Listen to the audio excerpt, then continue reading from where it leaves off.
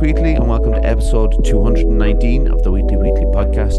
Thank you very much for joining us wherever you are doing so. Thank you very much to Neve Fitzpatrick for coming on last week to talk about her experiences in ultra running. And we don't have time to name all the stuff she does, but Neve was great. Second time on the podcast, so it was great having her on. Sub to our YouTube if you get a chance, even if you don't use YouTube. Hit a subscribe. You'll only get a once a week little notification for it. Our guest this week is a DEI specialist and an author, and her name is Briana Fitzsimons. How are you doing, Briana? I'm good. How are you? I'm very well. Thank you very much for coming on. We're recording on the day of Storm Kathleen. Have you been I didn't affected? even know there was a name. Yeah, Of yeah. course. Uh, Very blustery. Yes. it's blustery. Yeah, I would just before we came on, I looked to see had it passed because I'm in Athlone, so we're in the Midlands there, and Yeah. it's not we haven't been affected very much, I'm guessing. But of course, when we say that, there is other people who are getting more Yeah. of a hit than us, I suppose. Yeah. And Kathleen is not the most kind of frightening name, I guess. No, yeah. Um, but anyway, we always start at the beginning, Brianna. Could you give us a history of your upbringing, please? Yeah, sure. So, I was born in a place called Yonkers, New York, which is a suburb directly next, adjacent to New York City. Mhm. And my parents were actually both the children of immigrants. So my mom's parents were born in Germany, and they were German Jewish, and they escaped and survived the Holocaust and immigrated to New York as displaced persons. They were refugees after the war, and my mom was born there and in New York as well. And then my dad's parents were from Puerto Rico, which is Mm. a little island in the Caribbean, and both American citizens, but not because sorry, Puerto Rico is a colony of America. Mhm. So they were technically American citizens, but were had to also leave Puerto Rico and came to New York and stuff like that. And that's where my dad was born. So I guess I'm second generation American, I suppose. Yeah. And grew up in Yonkers and in this kind of really multicultural, multiracial household. And when yeah, I went to college in Boston. I became a teacher. I did a creative writing degree in Edinburgh. I did been around loads of places, I suppose. Met my husband when I was studying in Edinburgh, my Irish husband. Mhm. And we got married, lived in New York for a little while, went to California for a little while, had a kid there, then moved here to Ireland in 2017. And yeah, I was a teacher kind of for 13 years and things like that. So I don't know, is there more? No, God, I don't know if there is. It's quite a journey. Like, considering where your grandparents came from, and moving to New York, and yourself then moving around a bit. Uh, Mm. because even going from New York to California is a cultural difference. It is. It's like a different country. Like I don't know if like it's America's massive. And there's so many people in it, and there's so many different cultures within America. And I grew up in very New York. Like it was New York. I was on my doorstep. I spent most weekends in New York City and things like that. So I was from an culturally diverse, just like you could eat every kind of food on the planet. You could find it in New York City somewhere. And my dad was a foodie, so like we grew up eating all that food, like as many different cultures as we could experience through food. And then moved to California, and it was a different mix of cultures even. Mhm. And yeah, like you're in the same country, but it feels like such a different place, and it's totally different vibes. And it wasn't like I liked it, but it wasn't for me. Not that I want to live back in New York, but it wasn't kind of exactly right for us either. And we kind of always knew we'd be back in Ireland at some point, and we planned, and yeah, we made the move in 2017. And I feel like Ireland's kind of a happy medium almost between places. It's got the pace that it needs, but it's also Yeah. slow when it needs to be, and stuff actually gets done and things like that. So sometimes. Sometimes, yeah, yeah, yeah. Yeah. Brianna, that we always ask as well, when did you first become aware of mental health? Hmm. Yeah, yeah, that was something I struggled with my mental health when I was a teenager. I had a lot of difficulties with depression. I was put on antidepressants at a pretty young age. And I'm not on them anymore. Like I realized that it was probably a bit young, and Mm. instead of therapy, I was given kind of medication instead. But I've kind of always been aware of it, I suppose.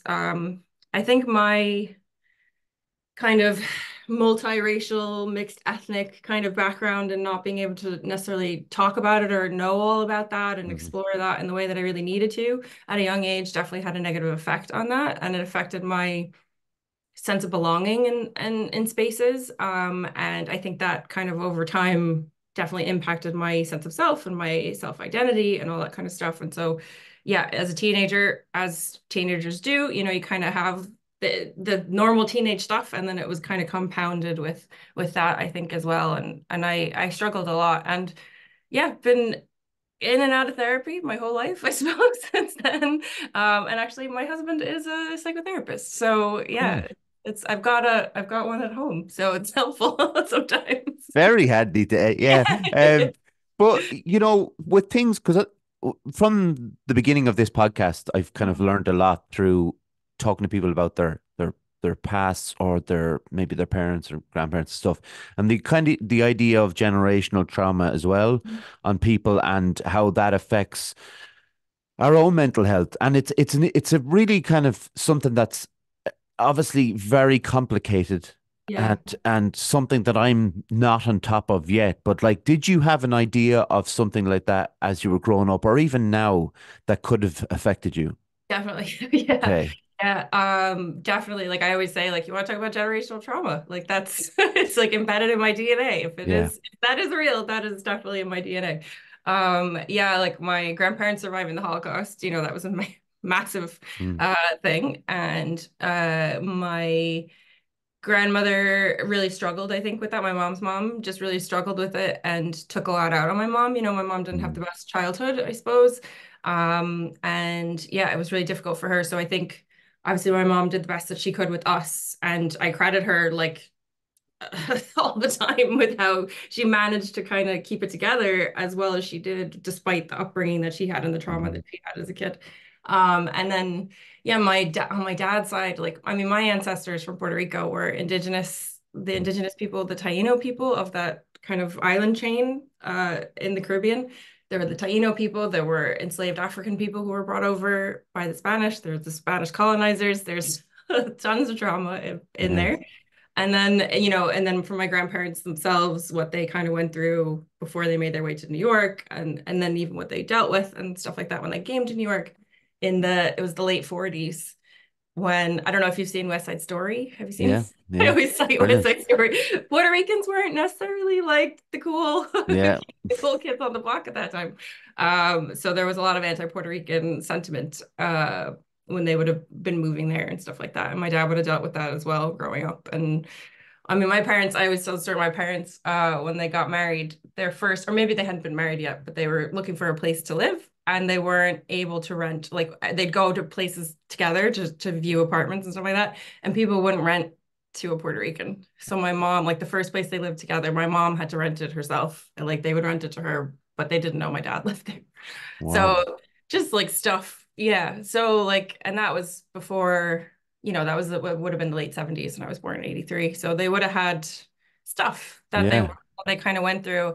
And when I talked to my mom about kind of the racism incidents that I would have experienced or the difficulty that I had, like she really tried to kind of like make it not be the case. Like she just Right. didn't want to kind of address it with me because she wished it just wasn't happening. She Yeah. didn't have the tools to kind of handle that all. And I think, we talk now about it all really openly, and like she just struggled with it all. Like she just wished that it wasn't a problem, and it was. Yeah. So that's why I think I do the work that I do now because I don't want it to be a problem for anybody, but it is. So we have to talk about it, and I want to give everybody the tools to talk about it so that we can make sure that the generations that are coming up now, don't have the same kind of stuff that me and others like me kind of dealt with. So yeah. Um, with stuff like like you mentioned already, with you had mental health problems, and Mm. I've been diagnosed with bipolar and anxiety and things like that, and Yeah. I take certain things for granted in the fact that I'm dealing with this specific thing, and Mm. whether I'm on medication and therapy and that. But when you're Mm. dealing with something, and then you have an outside the element of racism on top of Mm. that, if you are experiencing that, how much how are you? Well, I'm gonna a silly question to ask how much does that affect you, but rather how would you deal with something like that? Yeah, and I think that's where I'm still trying to figure a lot of that out as well myself. Because I think you have, so as a racialized person, you have interactions with people just like anybody else, but sometimes when those interactions are go a little bit sour or go bad or whatever, and if they're not overtly racist, like if somebody's not calling you a slur or something like that, and you can pinpoint something, sometimes you don't know. You Mm. don't know what the reason for it was. When you're already kind of maybe predisposed to having mental health issues, plus you add some other stuff onto it like racism, then you're like it's always like your sense of self, like your identity. You don't know who you are, you don't know where you fit in the world, you don't know why people are treating you a certain way, especially if you're a kid. Like Mm. there's just so many things. So it's almost like you can't unpack it. It's not like a clear diagnosis or like, okay, this is what's happened to you, so this is what we call this now, and here's the treatment for that and things like that. There's no treatment for Yeah. experiencing racism, like you can try lots of different therapy and stuff like that, but also to go through mental health, stuff. If you go to therapy with somebody who's also racialized, that's a big help Mm. because they can obviously understand and empathize on a different level than someone else. But yeah, I think it's hard to unpack that. And I always say, like, I can't unpack my identity. I can tell you who I am and what I do and all that kind of stuff, but I can't take my racialization and my upbringing out of all of that. Like, Mm. I can't separate that stuff. So I don't think I can separate that stuff from my mental health either, because it's all woven together and so tied to it. So I think, I mean, there is research, there are studies like about the negative impact of racism on kids over time. And if you think about even like the term microaggression, right, that kind of like little mini comments and the Yeah. things that seem like well intended, and people experience microaggressions from all communities, right? Like it's not just about race, like it's a very over, like it hits everybody. But especially if you're from a marginalized community, those kinds of things are little, like I call them like little pricks of trauma. They're little bits of trauma that add up over time and have this kind of compounded effect on your sense of self, and then your identity and your mental health will suffer from it. So I think that's yeah, I don't know if that answers your question, but I know No, I yeah. mean, it's a very th difficult thing to sum up. So I think you did a really good job, obviously, of doing it. I want to ask you, so what exactly a DEI specialist is? Yeah, so DEI stands for diversity, equity, and inclusion. And it's a big kind of buzzword, I suppose, at the moment, or buzz acronym Yeah. at the moment. But basically, it's just somebody who kind of looks at the way organizations are run or institutions are run or whatever the kind of situation that you find yourself in is run, and then see how we can diversify, how we can make sure the spaces are equitable and inclusive. So I was a teacher for 13 years. I taught secondary school for 13 years, and my DEI stuff started in schools. Like that was kind of my first um, focus, Hmm. was how we can kind of make sure applying a DEI approach to our education system, because at the moment it's not inclusive, it's not equitable, it's not diversified at all. The classrooms are diverse, but the teaching, Hmm. staff are not. So I suppose before I even knew what DEI was, I started working on anti-bias and anti-racism workshops. So I call them ABAR workshops. Hmm. They actually are based in a Montessori way of approach to working through or developing a whole child, I suppose. And it comes from the States, and I kind of adapted it for the Irish context. And that was my first foray into DEI work when I didn't even know what it was. I was just like, oh, there needs to be anti-racism stuff for teachers because they are dealing with stuff in schools. Uh, Children are experiencing racism at a ridiculous rate in schools. It's usually the first place that kids experience racism is in the school, and teachers are not equipped with what to do about that stuff. So I kind of started with teachers because they're obviously what I know, but also it's kind of the most important space in our society, our classrooms and our schools, because every kid has to go to school. Yeah. It's one kind of even, equalizer or whatever. It should be the equalizer, but at the moment it's a source of a lot of difficulty for a lot of kids for a lot of different reasons. But Hmm. if we can talk about race and racism in our schools and equip our teachers with a way to kind of, first of all, talk about it, and second of all, deal with it, and then create their spaces a little bit more intentionally to be inclusive, then I think we can start things on the right track. So yeah. What I did, something you said there was kind of struck me was, that the classrooms are diverse, but the teaching isn't as diverse, which is very, like, when I think about it in that sense, it's almost like an Irish thing to say, well, they're all in there now, they'll be grand. You know, that kind of a way. It's like, there's kids from all sorts of different backgrounds and Yeah. races and, Yeah. religions, but they're in there, and they'll sort it out. Like the 5 year Yeah. olds, Yeah. like That'll be grand. they'll be all right if we just leave the two. But it is Yeah. something that I suppose, and again, we were kind of having a joke before, with you having kids and I don't have kids, but I don't think about it in the sense that you think about it. I just think about it in almost the sense that I'm kind of laughing at that everybody's in there and it'll work itself out. But Yeah. like, how do you, like, you're talking about Montessori level, like how do you begin to teach, or help a teacher to become someone who's being more inclusive, or Yeah. including, different, aspects to it? Yeah, I think the first step is acknowledging that racism and bias are inherent in us because of Hmm. how we've been socialized, how we've been taught to view the world, ourselves and the world, right? So we have to first acknowledge that we're all a bit racist and we're all a bit biased, and like myself included, right?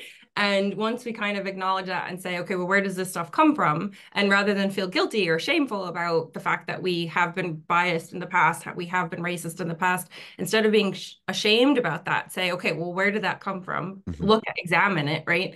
Look at society around us, look at the institutions we grew up in, and our parents and everybody else that socialized us along the way, right? And media is a big part of that as well. And say, okay, well, what do I do about that now? Like, what do I do with that knowledge? Like, what do I do now that my eyes are open to the fact that I've done maybe or said some stuff that I'm not proud of, but now how can I make that better? How can I never do that again? How can I learn? What can I do? And how can I challenge the stuff that's around me so that we don't keep perpetuating this socialization of racism and bias that Hmm. are going on and prevalent in our society. And I think that's the step that a lot of teachers are on still, like that first step, because I think a lot of people think, a lot of people say, oh, Ireland's new to diversity and things like that. It's only been the last 20, 30 years or whatever. But I always say, like travelers have been here for a really Hmm. long time and they've experienced a lot of discrimination and oppression and stuff like that. And so did the Irish because the English were here for a long time and oppressed the people of Ireland for centuries. So there's it's not new. I think that's another thing that kind of needs to be acknowledged. And it's something that we universally hold. It's also not unique to Ireland. It's not unique to the US or the UK or anywhere. This is a global thing that is a direct result of colonization. But this is something we all just have to start talking about because like I grew up in a really diverse place. I grew up in one of the most diverse places probably on the planet, right? And there was still racism. Hmm. We didn't talk about it. We didn't grow up talking about race either. So like we were just taught to be colorblind and say, oh, it doesn't matter. I don't care if you're blue, purple, rainbow colored. Like we all treat everybody the same, which is a lovely thought. But unfortunately, that's not how the world works. So until we start talking about it and addressing it, we're never going to change it. Hmm. So I think for teachers, it's about kind of opening their eyes a little bit and saying, like, look, you are a middle class Catholic Irish person who grew up here and maybe never left here or was gone on their holidays and come back, and things like that. And you have your way of doing things. And then there's the kids in front of you who have their ways of doing things. And maybe they were born here, maybe they were born elsewhere, Hmm. maybe they have different religions, maybe they have different languages, like really, really awesome stuff going on in their homes that we have know nothing about because they're Hmm. so different from our own. But until we kind of stop that, oh yeah, sure, it'll be grand. Like they'll be grand. They'll figure it out. They won't figure it out. How are they Yeah. going to figure it out? Like we need to model that for them. So that's the whole point of being a teacher. You're modeling behavior, you're modeling, yeah, academic skills and stuff like that, but also behavior. So that's something that our teachers need to be aware of and kind of wake up to a little bit and then move on from and really make that change. So And it's also difficult, I suppose, from the prejudice, mm, is, say that word, that they get it from home as well, because yeah. whether it's their actual home or groups of friends, because we know when people are in groups, for young people, it's very difficult to stand up to a group who are saying some bad things, and or their parents are saying bad things or whoever it might be. That's another thing on top of it. Yeah. And it's not just kids, like Hmm. adults have trouble with that too, right? Yeah, Like yeah, we all want to belong. That's the main that's such a human thing that we all hmm, want to figure out who we are and where we belong and how we like walk around on this planet. So like when we've found like when we have our people, when we have our group, our family, our found family, our friend, whatever our group is, right? When we have that group and we are and it's exasperated, I think, at the teenage stage just hmm, because of development and things like that. But we all have this issue. But when we find that the people around us are saying stuff and doing things and have ideas that maybe don't quite sit with us because yeah, we're starting to read some more or we're hearing or we have a friend who's this or whatever, then it's really hard to like challenge that. It's hmm, really hard to break through that. It's really hard because it's risky yeah, because you're putting yourself in a very vulnerable position. You're opening yourself up to ridicule. You're opening yourself up to losing friends. hmm, Like this is it's a big deal. Like that's a very big, tricky space. And I think that we also have to acknowledge that. Like we have to acknowledge, when I first started doing this work, actually, my husband was, because I was still teaching and everything. And my husband was like, just be careful. Like he was really worried for me. He was really worried that I was going to like isolate myself mm, from the people that I was working with and like lose friendships and things like that because I was gonna start calling people out yeah, for things. And I understood that, but I was like, this is too important to yeah, not like I don't I'll take that risk on and I'll take that risk if people are gonna hear and listen and decide that they don't want to be friends with me anymore or they don't want to work with me anymore or whatever it is, then that is their decision. yeah, That reflects a lot of on them in terms of how they feel about this stuff and maybe where they are on their life journey of all this stuff as well, right? So that's not something that I can control and I yeah, can't worry about that. And what I've noticed is what has actually happened along the way is that I've just found people who are totally on board or supportive or want to learn more and things like that. So it's just kind of rejigged things rather than isolated me at all. But I think that I totally understand that fear of speaking out. And as a teenager, that's even, hmm, you yeah, know what I mean? Like your whole life is about where you fit in and who your friends are and what your kind of music you like, how you're dressing, right? yeah, How you do your hair, everything. It's massive. And it's really tough. But I think if we were doing a better job of teaching our kids to have these conversations about difference and skin color and cultural identity and all this kind of stuff, if we were doing a better job in our primary schools and then into our secondary schools, then our kids would be navigating this stuff with a different lens as mm. well. So, yeah, and like curriculum overhaul and stuff like that is another that's another thing that needs to happen. But yeah, yeah. There's a obviously yourself being American yourself. It's you hear about what's going on in the southern states and Mhm. the idea of banning books. Now we haven't come to that here, thankfully, No, but thankfully. the idea, the very idea of banning books is well, it's counterintuitive in the first place, Yeah. but it's a bizarre way of looking at things. How do you look at that kind of from someone who's in your position and then being an American yourself and kind of looking at your own place? I mean, it's terrifying. Hmm. I'm the ancestor, the descendant, direct descendant of people who survived the Holocaust, Yeah. and the Nazis burned books, Hmm. which is a mess. Like everybody knows that. Like that's not a secret, right? So it boggles my mind when people don't kind of link the two or Yeah. understand or own it. Hmm. I guess is where America is a lot of times as well. Like people do point that out, and people say, "Yeah," and Yeah. so it's a scary place. I'm really glad that we don't live there. Yeah. I'm really glad that I don't have to navigate this over there. That was a big reason why we left. Okay. When I remember I was pregnant in 2016, and when I just had my daughter, or Trump was kind of on the rise, I suppose. Yeah. It was all going on 2015, 2016. And I just remember not knowing, like having like having the thoughts, you have a baby in your belly, and you're like, I don't know how they're gonna come out. I didn't know gender, I didn't know, like, I'm like, what skin color are they gonna have? Mm. And that just that terrified me. Yeah. And I did not want my kid growing up in a place where people are advocating for burning books, where Mm. people are, and I lived in California, like we were living in California, which is the bluest state, right? But I was dealing with, um, in my school, I remember we were dealing with racism going on amongst the kids, amongst the Mm. teenagers. There were things going on in those schools that were, it was trickling down from the media and the Trump Yeah. Clinton stuff. It was trickling down to the teenagers who weren't even necessarily aware of what was going on at the top, right? But they heard and they felt and it was like this palpable thing. And we just couldn't wait to leave. Like it was very scary. And then you have all the gun violence and stuff like that with schools, which was another big thing. Hmm. Um, but yeah, it's terrifying to watch. And I always kind of say like we need to look at America as what not to do, as where we don't want to go, as like just all of the red flags that we need to be aware of Hmm. that could happen here as well. And what's tricky with Ireland is it could happen really quickly Yeah. if because it's such a small place. So we have to be really, really careful.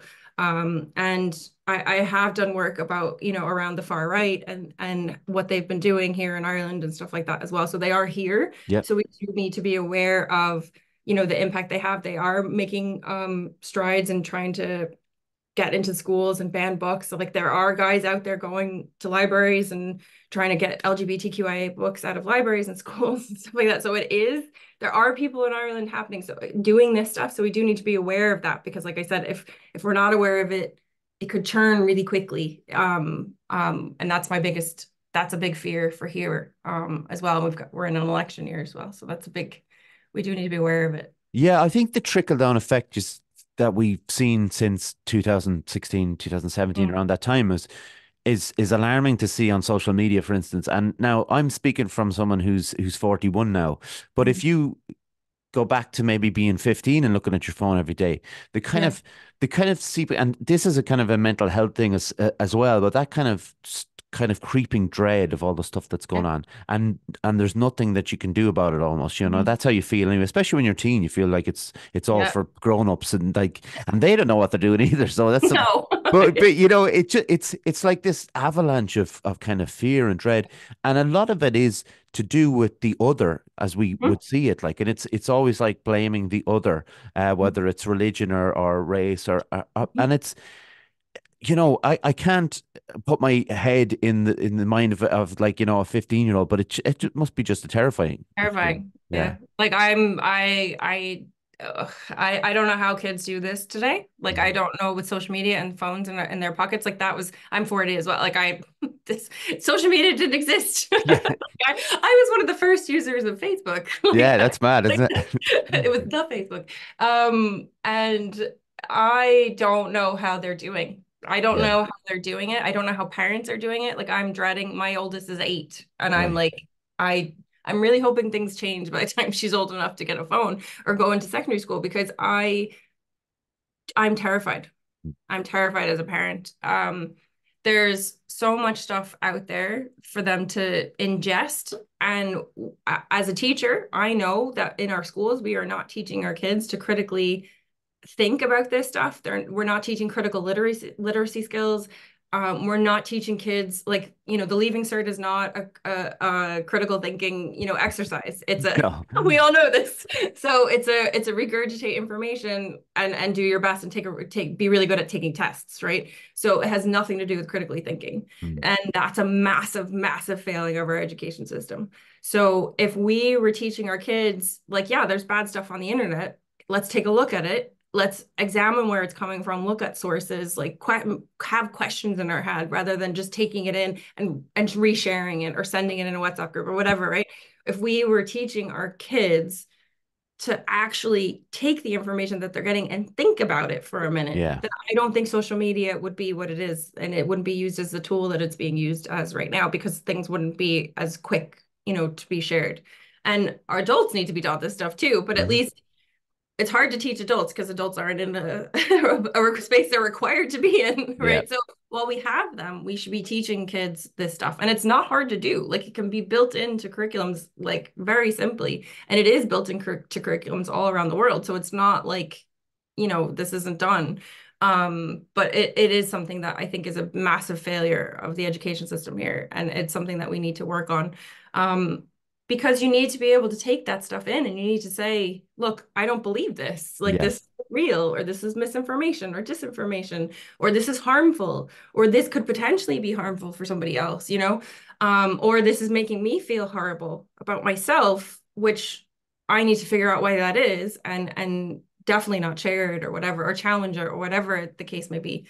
But I think also like you mentioned the other, and I think Mm. that's a big that's like the tool of the far right is to create the other. And Mhm. that's the tool of any fascist kind of thing and any kind of divisive, like, I mean, colonizers made others as well, right? That this is a tool that's been used for a Yeah. long time. So if we taught our kids to not think in those terms, right? If we said, no, nobody's other, like Mm. nobody's different from you. We're all the same when it comes down to it. We're all different because we're the same, right? Like this is all part of difference is okay, Mm. right? And it's okay, but we're all human beings at the end of the day, and we all have the same kind of stuff going on.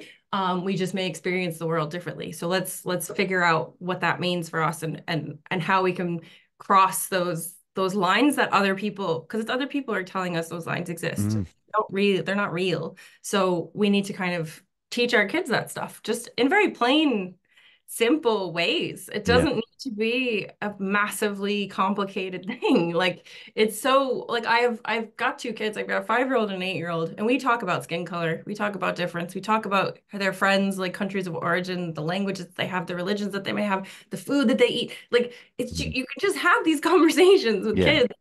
There's so many books out there and there's TV shows to watch. Like there's tons of stuff out there that didn't exist when I was a kid. So we need to be doing that. Like it can't just be like racialized parents like me having to have these conversations Mm. because they come up naturally. It has to be every parent, every teacher, every like we need to all kind of be doing this stuff in all of our spaces. So Yeah, like you mentioned critical thinking. I find it fascinating about that when you mentioned about the leaving cert because it's not critical thinking, right? So oh, we dreaded doing the leaving cert when we were growing up because it was just held up as this really important oh thing. yeah. Like, if you don't do Talk well about in this, trauma. yeah, Yeah. exactly. Talk about trauma, talk about anxiety, Yeah. but the idea that, it has nothing to do with critical thinking. But all of a sudden, as I started to get older into my 20s, anytime I kind of sought out critical thinking, maybe not even thinking that that's what it was, but just looking Mhm. for something a bit deeper into what I was looking at, it looked so complicated, and I kind of went, no, that's a bit much. So I Yeah. started to dread critical thinking. Now, fortunately, when I got into my 30s, mid 30s, I found it Yeah. exciting to kind of Yeah. read pieces Yeah. on art or whatever it might be, literature and things like that, or political pieces and Mm.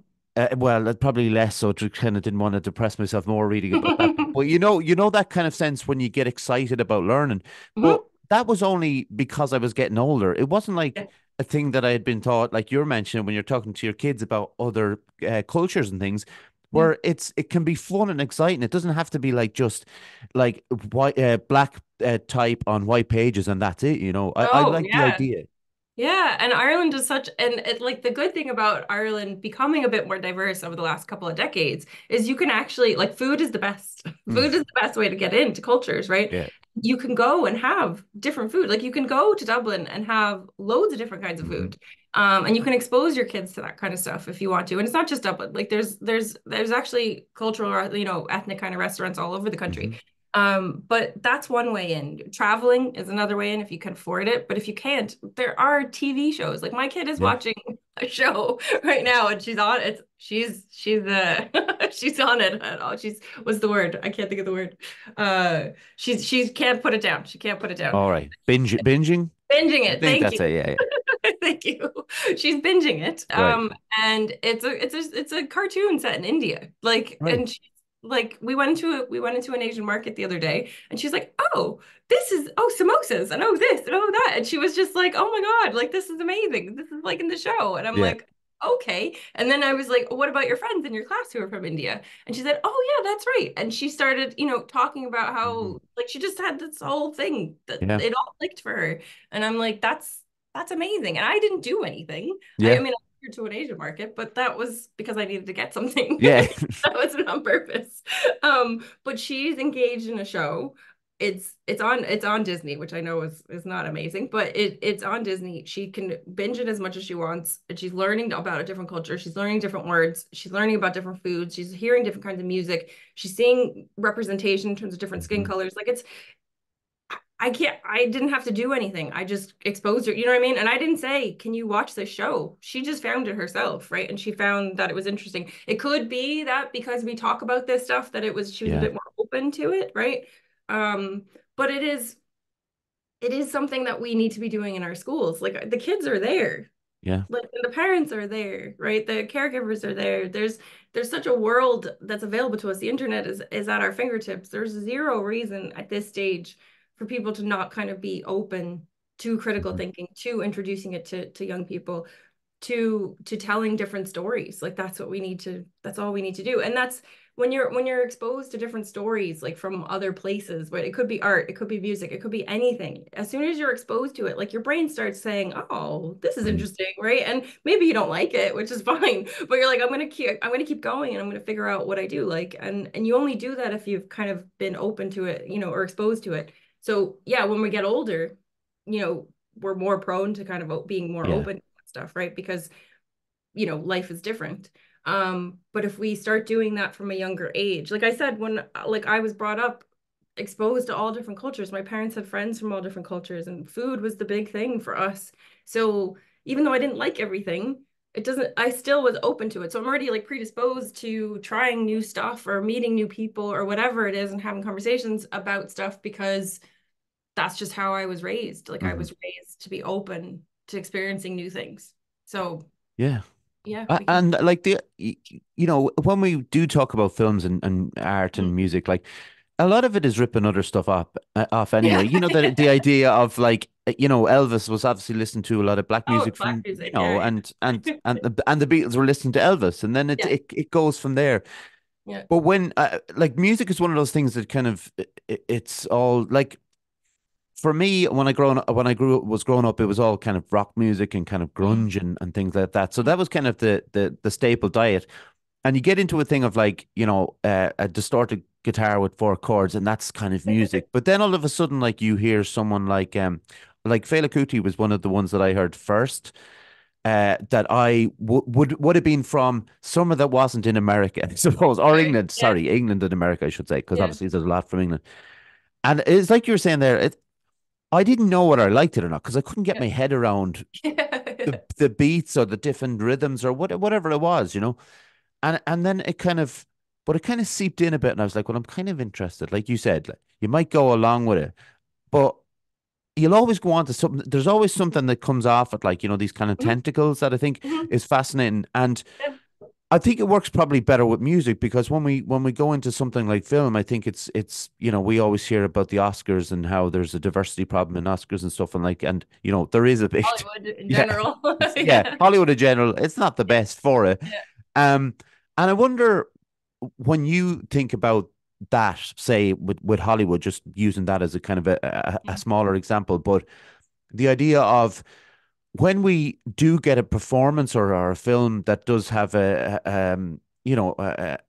black representation or whatever it might be Mm. besides white people, Yeah. um, do you think we're like giving ourselves a pat on the back sometimes as oh, aren't we great? We Yeah. allowed a black filmmaker to make a film. Yeah, I think that's still probably happening. I think Yeah, that was happening probably even more maybe 10, 15 years yeah. ago when things started kind of shifting.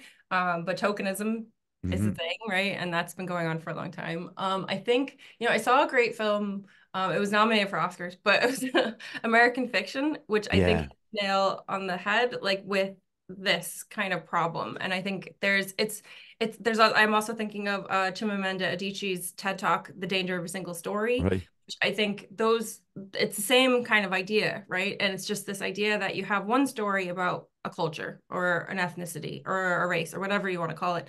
And that's what you go with. And Mhm. I think that's even like as an American, meeting Irish people and they realize I'm American, it's like, oh, and there's always something something really stereotypical about Americans that Mhm. comes out of somebody's mouth, usually right after, or they find out I'm from New York and it's like, oh, well. And I'm like, Yeah, New York is massive, right? Like it's Right. not, and I don't know so and so. No. So it's but there's these ideas that have come out of Hollywood, and I think Hollywood's a big issue because it for so long has produced the same stories over and over and Yeah. over again. And yeah, Black American stories were always not good. They're always depressing, or they were violent, or they were Hmm. whatever. Like that was the story, right? So that's why I love American fiction, because that's literally what it's about, is the fact Yeah. that what is a Black story, right? And I think for me also, like being um kind of having multiracial stuff going on and mixed culture and stuff like that, I've never seen myself represented in any kind of Mm. media. Like never. So there were always Puerto Ricans. Like Jennifer Lopez was massive, like when I was in high school, right? That's when she kind of took off.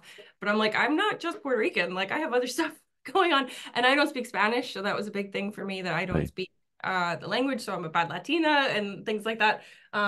But it's really hard, and I do appreciate the representation that I do see now when it's created by people from that culture, Yeah. right? So when you have, yes, a Black movie made by Black, written by a Black screenwriter, directed by a Black director, when it's produced by, just like a full on experience, right? Immersive experience. I think the same can be said for Latina produced productions and things like that as well. And I mean, you had Black Panther, which was like the massively Yeah. successful, right? I mean, Marvel, but like it was important. And I think that's where we're seeing it go that way, but we also still have to be careful because we're still getting single stories. Like we're still getting Mm. single experiences. We're not, and we might get a lot of the same kind of stories because there'll be trends. And so you're Yeah. going to get, yeah, Black, African American or Black movies. You're also going to get like Mexican American movies. You're going to get, whatever the trend is, or Korean. There's a lot of Korean American movies Mhm. happening now and things like that, right? Which is great. But again, it's one story. And Yeah. so able to critically think and say, this is one person's story. This is about their life, or this is about this particular community, or whatever it is. And just knowing that is important. Like Yeah. being able to ingest that information, recognize it for what it is, appreciate the art or whatever, whatever it is, and then say, okay, that's cool. That was one person's story. I wonder what other stories there are. Like Mm. that's where we need to be. We can't just have these kind of these ideas that you watch one movie and you know everything about America. Like Yeah. that's not possible, right? So why would we watch one Korean film, produced in Korea and made, a Korean film, and think that we know everything about Korean culture, right? Like that's just one story. Like Yeah. that's just one thing, right? And they really love movies about like revenge, so which is interesting. Yeah, they do actually, don't they? Vengeance and revenge, they're big on it. But yeah, Yeah. like, I loved American fiction and found it difficult to explain to people what it was about when they asked me. And I read the novel after I saw the film because Oh yeah, yeah, yeah, I really wanted to read it, and understand it from the actual author's point of view. yeah, And I've actually bought a couple more of his books now because it's great. yeah. There you go. See, But yeah, yeah, that kind of thing. But yeah. I did find, yeah, what you said there about trends is interesting because it does, they do come in waves. There's the idea of like Korean films breaking into the American market, say Parasite obviously Yeah, won Best Parasite. Yeah, Picture, yeah, yeah. that kind of thing. But like American fiction stands out for it being great film and being picked because of that, but also it being the only real representation in the Oscars that year Hmm. of a a different culture, and that's a Yeah, kind yeah. of it's an odd thing, and that is where the patting on the back comes in. It's like, but we Mm. gave him a screenplay, so it's Yeah, fine, it's yeah. all right, And the foreign film, that one was yeah. like was a British film. British film, yeah. Again, apart, I don't Like, wait, understand what? the rules. I don't understand the rules at all. But Really? it's weird to me. But I look, I haven't seen that film yet. I have actually read that novel. Apparently, it has nothing to do with the film. That's Oh, what I it's. don't even know what Yeah. Oh, I was just like, wait, is that how they do these things now? I yeah. don't. I don't know. It's going to be and when you talked about your heritage and lineage and Mm. stuff, it's not a film that I'm um looking forward to in a Yeah, sense. yeah, I guess an important film to see, but yeah. I don't know. It is about the Holocaust, isn't it? Yeah, it is, and it's and apparently it's very well. Yeah. That's the I other look. thing. Like there's so many of those films. There's so many Yeah, films about the there is. Holocaust, about how horrible it was, and we know this now. Like we know those stories, Mm. but what are the other stories?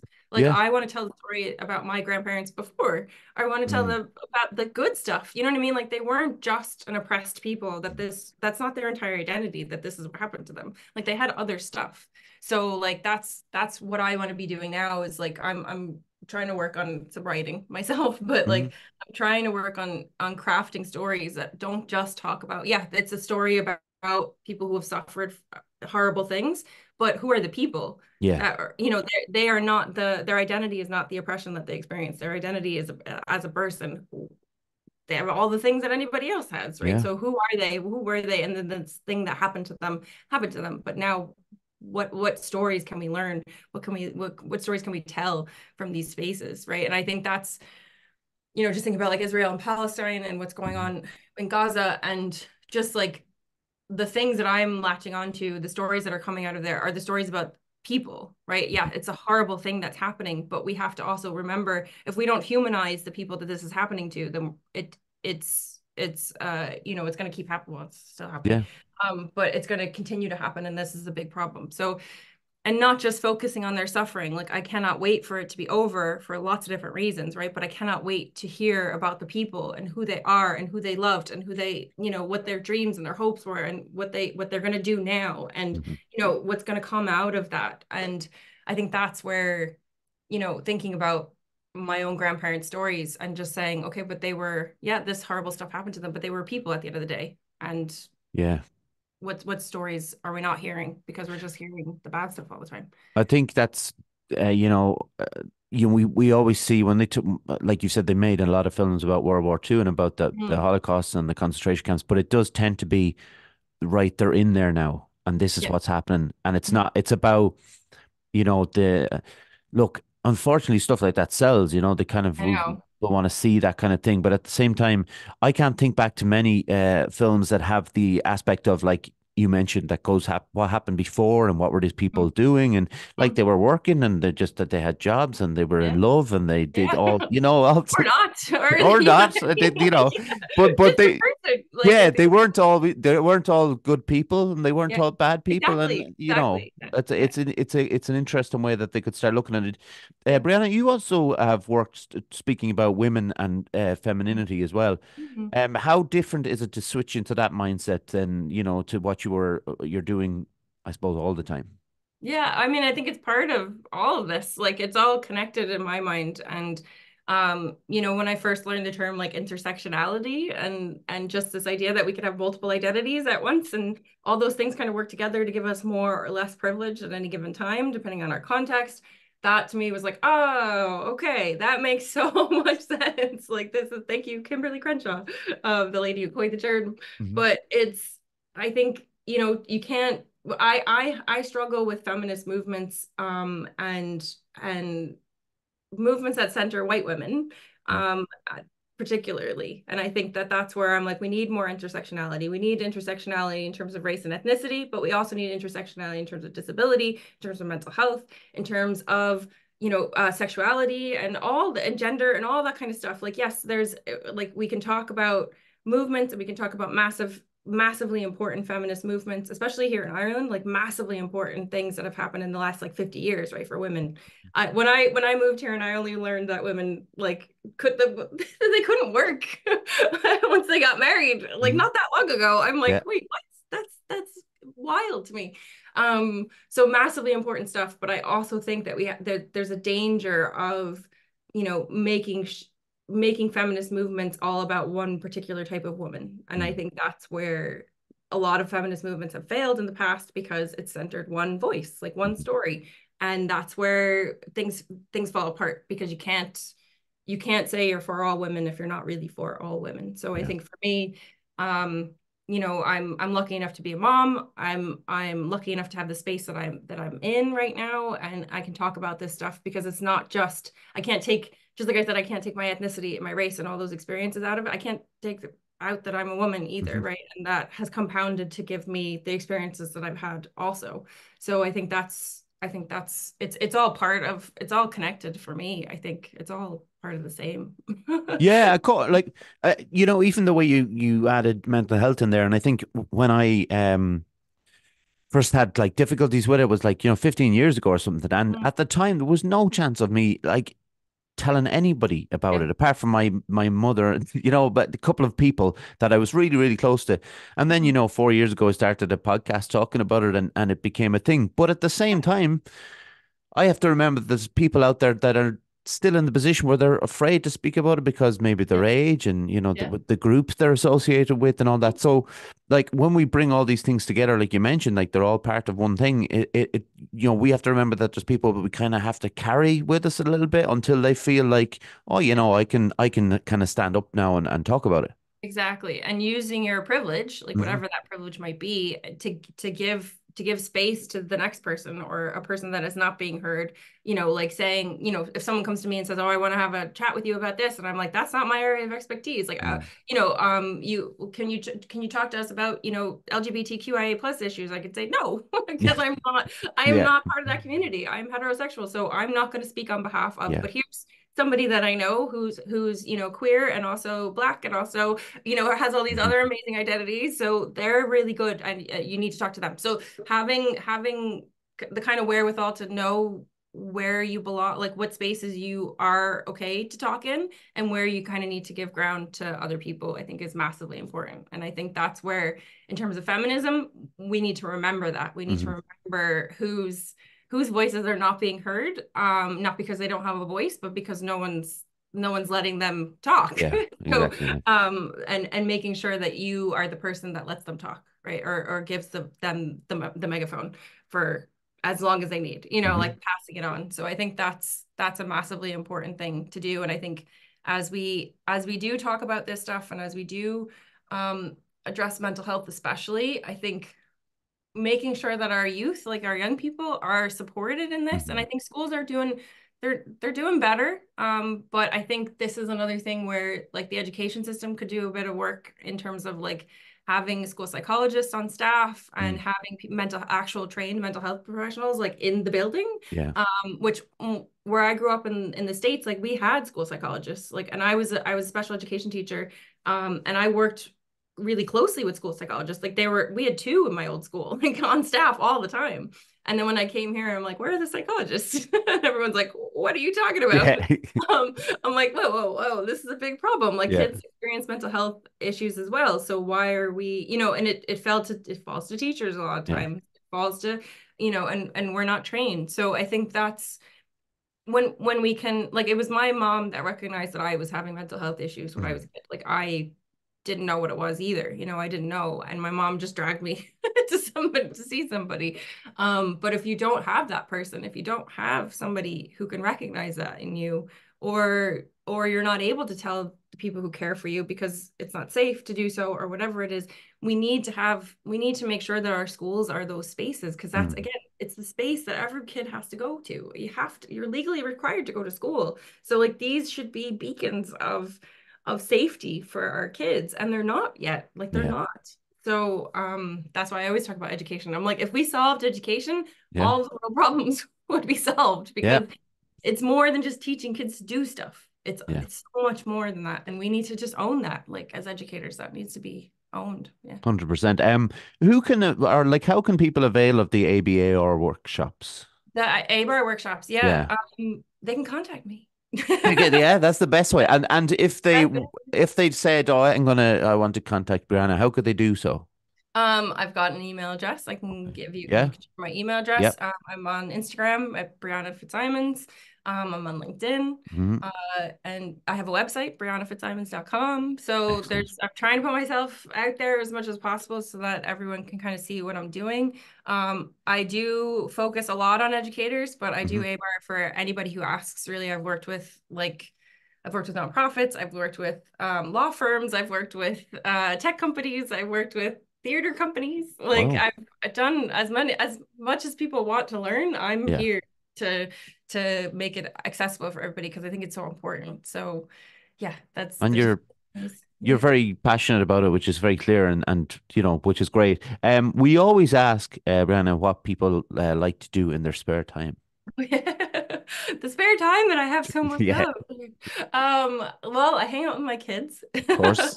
And really getting back into writing now. So Right. that's something that I always did growing up. That's actually what I used to do for my mental health. I think Yeah. that's what got me through. And I'm finding myself since I left teaching, and I'm kind of doing my own thing, freelance, my own business. I said I need to make sure that I have time for writing now as well. So I'm getting back into it, which is amazing. It's been like a couple months now that I'm like really intentionally writing, Hmm. and it's feeling really good. So I think that's the other thing. And yeah, I mean, I go to bed at like 9 o'clock. I don't, Yeah.